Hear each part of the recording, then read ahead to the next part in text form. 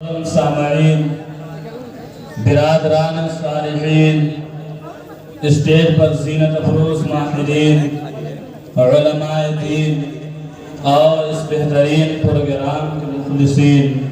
حضرات منتظمین، آج کے اس بابرکت اور عظیم الشان اجلاس میں اہکر کو جو ذمہ داری دی گئی ہے، جو کام اس ناچیز کے سپرد کیا گیا ہے، وہ بڑا اہم کام اور اہم ذمہ داری ہے۔ حضرات گرامی، آج کے اس عظیم الشان اجلاس عام کی سرپرستی فرما رہے ہیں محترم جناب ابو صالح انصاری صاحب، سرپرست مدرسہ حاضہ، اور محترم جناب عبد المنعم خان صاحب، نائب سرپرست مدرسہ حاضہ، اور محترم جناب مرزا اصغر بیگ صاحب، سیکریٹری مدرسہ حاضہ۔ آج کی اس بابرکت اور عظیم الشان اجلاس میں اہکر کو جو ذمہ داری دی گئی ہے، جو کام اس ناچیز کے سپرد کیا گیا ہے، وہ بڑا اہم کام اور اہم ذمہ داری ہے۔ ایک طرف یہ عظیم ذمہ داری تو دوسری جانب اپنی کم علمی اور نااہلی کی نگہداری، لیکن چونکہ بڑوں کا حکم ہے اور بڑوں کا حکم بھی بڑا ہوا کرتا ہے، جس کی تعمیل ضروری ہونے کے ساتھ ساتھ بہت سے فوائد کا حامل بھی ہوا کرتی ہے۔ لہذا نہایت مؤدبانہ اور مخلصانہ انداز میں ہم آپ سے التماس کرتے ہیں کہ پورے اطمینان قلبی اور مکمل دلجمعی کے ساتھ از اول تا آخر آپ ہمارے ہم رکاب رہیں اور ماحول کو پرسکون اور سنجیدہ بنائے رکھنے میں ہمارا ساتھ دیں، کیونکہ یہ میں قدا سبھی کا ہے، قدم قدم بہم چلیں۔ یہ میں قدا سبھی کا ہے، قدم قدم بہم چلیں۔ ہمارے ساتھ تم چلو، تمہارے ساتھ ہم چلیں، نہ ہم سے دور تم چلو، نہ تم سے دور ہم چلیں۔ یہ دوستی کا وقت ہے، ملا کے سب قدم چلیں۔ تو لیجئے توکل علی اللہ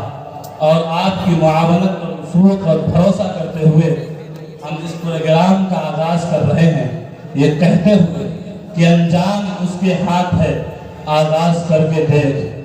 انجام اس کے ہاتھ ہے، آغاز کر کے دیکھ۔ بھیگے ہوئے پروں سے ہی پرواز کر کے دیکھ، اور رب کریم سے یہ دعا کرتے ہوئے کہ ملامت میں نہ گھر جاؤں، خجالت سے نہ مر جاؤں، ملامت میں نہ گھر جاؤں، خجالت سے نہ مر جاؤں، خدا میری زباں کو تو فصاحت دے، بلاغت دے۔ میرے عزیز ساتھیوں، آج کے اس پروگرام میں جو ادارہ علوم اسلامیہ کے تحت منعقد ہوا ہے، اس میں آپ کو تقاریر، عمدہ نعتیں، دلچسپ مکالمے دیکھنے اور سننے کو ملیں گے۔ اور اسی طرح اس سے قبل میں آپ کو بتلاتا چلوں کہ اصحاب علم و فضل جب کوئی دینی یا مذہبی پروگرام یا مجلس منعقد کرتے ہیں تو اس کے لیے آغاز سے قبل باقاعدہ مسند صدارت پر کسی عظیم الشان شخصیت کو فائز کرنا ضروری سمجھتے ہیں۔ وہ اس لیے تاکہ اس کی سربراہی میں، اس کی نگرانی میں اور اس کی قیادت میں پروگرام بحسن خوبی اپنے اختتام کو پہنچ سکے۔ اسی مسلمہ دستور سے اتفاق کرتے ہوئے ہم اس اجلاس کی صدارت کے لیے ایک ایسی عظیم الشان شخصیت کا نام پیش کرتے ہیں جس کی ذات کے ساتھ انتصاب خود عہدہ صدارت کے لیے باعث فخر ہے، جس سے میری مراد خلوص للہیت کے پیکر محسن قوم ملت ادارہ علوم اسلامیہ کے ناظم استاد محترم مولانا اعجاز احمد صاحب قاسمی دامت برکاتہم العالیہ ہیں۔ شجر نے لہلہا کر ہوا نے روک کر مجھ کو، شجر نے لہلہا کر ہوا نے روک کر مجھ کو، تیری آمد کے افسانے سنائے جھوم کر مجھ کو۔ میں حضرت والا سے نہایت ادب و احترام کے ساتھ گزارش کروں گا کہ آپ مسند صدارت پر تشریف فرما رہیے، کیونکہ جس بزم میں ساغر ہو نہ صحبہ ہو نہ خم ہو، جس بزم میں ساغر ہو نہ صحبہ ہو نہ خم ہو، رندوں کو تسلی ہے کہ اس بزم میں تم ہو، نیز سرور و شادمانی معجزن ہے آج ہر دل میں، سرور و شادمانی معجزن ہے آج ہر دل میں، جو میرے کارواں بن کر کے آئے آپ محفل میں۔ اور شاید کسی شاعر نے ایسی شخصیت کے لیے کہا تھا کہ تیری سادگی تیری عاجزی تیری ہر ادا کمال ہے، تیری سادگی تیری عاجزی تیری ہر ادا کمال ہے، ہمیں فخر ہے ہمیں ناز ہے، ہمارا رہبر بھی بے مثال ہے۔ میں نے سوچا تھا کہ تیری سادگی پہ لکھوں گا ایک غزل، میں نے سوچا تھا کہ تیری سادگی پہ لکھوں گا ایک غزل، افسوس تیرے معیار کے الفاظ نہ مل سکے۔ دوستوں، اکابر و اسلاف کے طریقہ کار پر عمل کرتے ہوئے اس اجلاس کا ابتدا بالخیر کر لیا جائے، اس کلام رب العالمین سے جس نے ساری دنیا میں امن و امان، عزت و احترام اور امانت و دیانت کا درس دیا، جہالت کا نقشہ مٹا کر علم و عمل کی بات بحالی چلائی ہے۔ یہ وہ قرآن ہے جو نہ صرف یہ کہ امت مسلمہ کی روح ہے بلکہ پوری کائنات کی جان ہے، روح ارض السما ہے۔ حضرات گرامی، اختصار کے ساتھ پروگرام کو آگے بڑھا رہا ہوں اور تلاوت کلام اللہ کے لیے میں محمد طلحہ کو اس شعر کے ساتھ دعوت دینا چاہوں گا کہ تم قرآن کی تلاوت کا عجب انداز رکھتے ہو، تم قرآن کی تلاوت کا عجب انداز رکھتے ہو، مجوّد اس کے ہونے کا تم ہی اعجاز رکھتے ہو۔ فقط میں ہی نہیں کہتا زمانہ سارا کہتا ہے، فقط میں ہی نہیں کہتا زمانہ سارا کہتا ہے کہ تم فن قرات میں ہنسی پرواز رکھتے ہو۔ بہت ہی اچھے انداز میں تلاوت کی ہے۔ ان کے لیے شعر کہنا چاہیں گے کہ کبھی یاسین پڑھتا ہوں کبھی رحمان پڑھتا ہوں، کبھی یاسین پڑھتا ہوں کبھی رحمان پڑھتا ہوں، اتارا ہے جسے رب نے وہی فرمان پڑھتا ہوں، رسالے اور ناول پڑھو تم شوق سے لیکن، رسالے اور ناول پڑھو تم شوق سے لیکن، خدا کا فضل ہے مجھ پر کہ میں قرآن پڑھتا ہوں۔ تلاوت کلام اللہ کے بعد اگر کسی ذات کا نمبر آتا ہے تو احمد مصطفیٰ محمد مصطفیٰ نبی جی آخر الزماں جناب محمد رسول اللہ صلی اللہ علیہ وسلم کی ذات بابرکت ہے۔ اسی لیے ہماری قدیم اور اسلامی روایت بھی ہے کہ ہم خدا کی حمد و ثنا کے بعد جناب محمد رسول اللہ صلی اللہ علیہ وسلم کی مدح و توصیف بیان کرتے ہیں، جن کی بدولت ہمیں ایمان کی لذت ملی، یقین کی معرفت ملی، جن کا نام خدا کے نام کے بعد کلمے میں بھی، اذان میں بھی اور نماز میں بھی ہے۔ خیمہ افلاک کا استادہ اسی نام سے ہے، نبض ہستی تبش آمادہ اسی نام سے ہے، جن کا نام نامی اسم گرامی احمد ہے، محمد ہے، محمود ہے صلی اللہ علیہ وسلم۔ وہ محمد بھی احمد بھی محمود بھی، وہ محمد بھی احمد بھی محمود بھی، ذات مطلق کا شاہد بھی مشہود بھی، جن کے دامن میں جنت بسائی گئی، جن کے ہاتھوں سے کوثر لٹایا گیا، اور بیشتر مقامات پر جنہیں نام لینے کے بجائے القاب سے پکارا گیا، کبھی طٰہٰ کہا گیا تو کبھی یاسین سے مخاطب کیا گیا۔ آئیے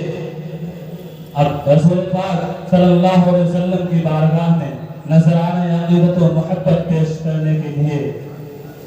میں محمد ابو شہمہ کو اس شعر کے ساتھ دعوت دینا چاہوں گا کہ کتاب فطرت کے سر ورق پر جو نام احمد رقم نہ ہوتا، کتاب فطرت کے سر ورق پر جو نام احمد رقم نہ ہوتا تو نفس ہستی ابھر نہ سکتا، وجود لوح و قلم نہ ہوتا، یہ محفل کن فقا نہ ہوتی جو وہ امام امم نہ ہوتا، یہ محفل کن فقا نہ ہوتی جو وہ امام امم نہ ہوتا، زمین نہ ہوتی فلک نہ ہوتا، عرب نہ ہوتا عجم نہ ہوتا۔ اسلام کا پرچم ہے نبی کے کلام کا، میدان کربلا میں شہادت کے جام کا، اسلام کا پرچم ہے نبی کے کلام کا، ارے سنی نہ وہابی نہ شیعہ کے امام کا، سکہ چلے گا صرف محمد کے نام کا۔ میرا عزیز دوستوں، آئیے بلا کسی تاخیر و تنقید کے میں پروگرام کو ایک نئی فضا میں لے کر چلیں، اور وہ فضا تقریر و کتابت کی ہے۔ تقریر و کتابت کی اہمیت و افادیت ہر دور اور ہر زمانے میں مسلم رہی ہے۔ از ماضی تا حال حضرت انسان نے تقریر و کتابت کو حصول مقاصد کا ذریعہ بنایا ہے۔ اسی حقیقت کو شاعر نے کچھ اس انداز سے کہا ہے کہ کتابت مسجدوں میں زینت محراب و منبر ہے، کتابت مسجدوں میں زینت محراب و منبر ہے، کتابت معرکوں میں تیر ہے، تلوار و خنجر ہے، کتابت نے ہزاروں گل کھلائے ہیں زمانے میں، کتابت نے ہزاروں گل کھلائے ہیں زمانے میں، بہت گلکاریاں ملتی ہیں ماضی کے فسانے میں، کتابت نے ہی ایوبی کے فوجوں کو جگایا تھا، صلیبی قوتوں کو جس نے دھرتی سے مٹایا تھا، کتابت وجد میں آئے تو پھر ہتھیار بن جائے، کتابت وجد میں آئے تو پھر ہتھیار بن جائے، کبھی نیزہ کبھی خنجر کبھی تلوار بن جائے، کتابت کی گلفشانی مسلم ہے زمانے میں، کتابت کی گلفشانی مسلم ہے زمانے میں، ان نجاشی کے آگے جعفر تیار بن جائے۔ تو آئیے حضرات، اسی کی ایک کڑی ملاحظہ کرنے کے لیے میں آپ کے سامنے محمد مزمل کو اس شعر کے ساتھ دعوت دینا چاہوں گا کہ یہ نہ پوچھو کہ گفتگو میں کیا اثر رکھتا ہے وہ،